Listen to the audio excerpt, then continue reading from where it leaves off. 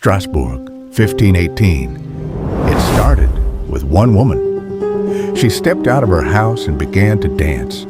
No music, no smile, just rhythmic, agonizing movement. She danced for 4 days straight. Within a week, 34 others joined her.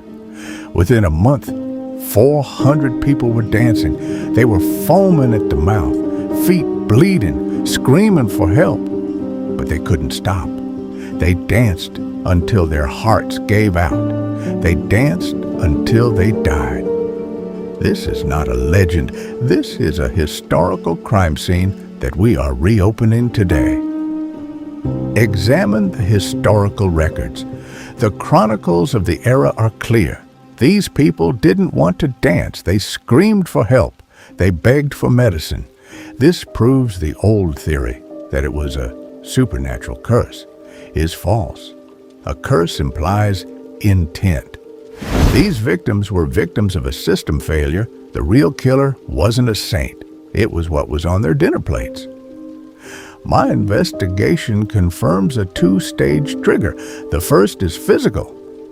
The ergot fungus found in the rotting rye grain of 1518 caused the initial muscle spasms, the chemical twitch. But this only explains why the first woman started moving.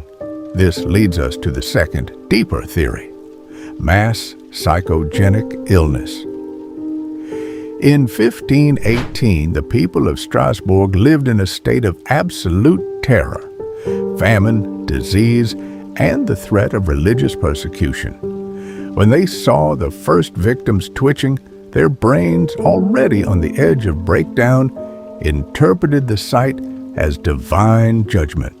It was a feedback loop, made them twitch, but the fear of the curse forced their minds to keep the dance going. They were trapped in a psychological cage. They weren't just poisoned, they were suggested into death.